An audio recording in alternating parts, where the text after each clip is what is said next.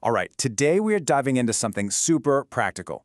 We're talking about a skills-based therapy that's designed to go right after the executive function challenges that come with adult ADHD. So think practical tools to finally help you plan, organize, and actually get things done. You know that feeling, right? Like you have a million things you need to do, but you're just stuck. You're in this constant battle with yourself, fighting procrastination and distraction, and man, it is just completely exhausting. And look, this struggle, it has real-world consequences. It's not just a feeling. It shows up as missed deadlines at work, or personal projects that feel so huge you can't even think about starting them. And then there's that nagging voice in your head, the one that tells you you're never doing anything right. It's a vicious cycle. And if you have ADHD, you probably know it all too well. But what if there was a different way to come at this whole thing? A kind of therapy that isn't about digging into your past, but is all about giving you concrete strategies for right now, for today. Well, that's exactly where cognitive behavioral therapy, or CBT, comes into the picture. So what makes CBT so different? It's really all about the focus. You see, unlike a lot of traditional therapy that might explore where your problem started way back when, CBT is laser-focused on the here and now. The whole game is about identifying and then changing the thoughts and behaviors that are tripping you up today. To put it really simply, CBT for ADHD is like getting a new, practical operating system for your brain. It's a skills-based system that targets two key things: your cognitions, that's the internal self-talk, the instructions you give yourself, and your behaviors, which are the actual habits you need to build to manage your time and your tasks. Okay, so how does this actually work? What does it look like? Well, it all starts with the foundational tool, the first core skill, the planner. And I know what you're thinking, but this is not just a dusty notebook for appointments. This is about to become the command center for your entire life. This quote right here from Dr. Mary Solanto, whose incredible work this is all based on, this is the core philosophy. It's a powerful mantra. If it is not in the planner, it doesn't exist. Think about that. If you intend to do something, but you haven't actually written it down and assigned time to it, well, for all practical purposes, it's just a wish floating around in your head. It's not real yet.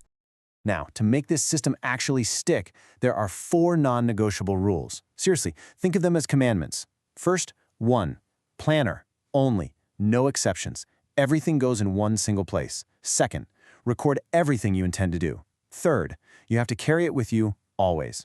And fourth, and this is maybe the most important one, check it religiously.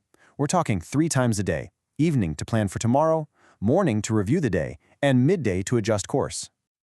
Okay, so you've got your command center up and running. But what do you do with those giant, overwhelming tasks? The ones that just make you want to shut down and watch TV for 6 hours. Well, this is where we get into the art of deconstruction and prioritization. Here is another absolute gem from Dr. Solanto. That feeling of procrastination, of being stuck, it's not you being lazy. It's not a moral failing. It's a signal. It's data. It's your brain telling you loud and clear that the first step you've defined for yourself is just too big. So the solution is to make it smaller. And you can do this in a few ways. You can break a task down by its components. Writing a report becomes find sources, then make an outline. Or you can break it down by quantity. Instead of sort all these papers, just sort half this pile. You can even break it down by time. Forget organize for 3 hours, try organize for just 15 minutes. The ultimate goal here is to make that first step so ridiculously small, so easy, that it feels silly to say no to it. Okay, so you've done it. You've broken that monster task into a bunch of tiny, manageable little steps. That's awesome. But now a new problem pops up. Which one do you tackle first? This, my friends, is where prioritization becomes your superpower. This is the classic urgency importance matrix. So many people with ADHD end up living in quadrant 1, just constantly putting out fires because important stuff got ignored until it became an urgent crisis. The entire goal of CBT is to help you shift your time and energy over to quadrant 2. This is the good stuff. This is the deep work quadrant, where planning, prevention, and big, meaningful projects happen. So these skills, the planner, breaking down tasks, prioritizing, they are incredibly powerful. But they don't exist in a bubble. So let's talk for a minute about how all this fits into the bigger picture of ADHD management, which includes things like medication and, of course, your own mindset. This quote from a patient in Dr. Solanto's program just hits the nail on the head.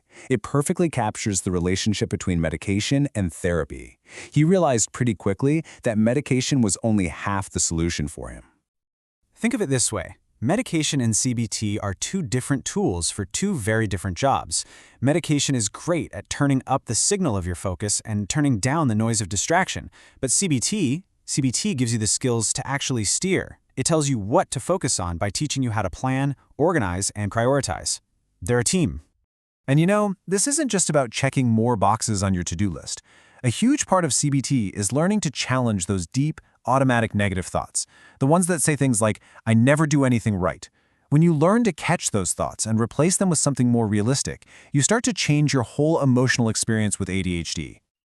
So, as we wrap this up, I want to leave you with a challenge, a question for you.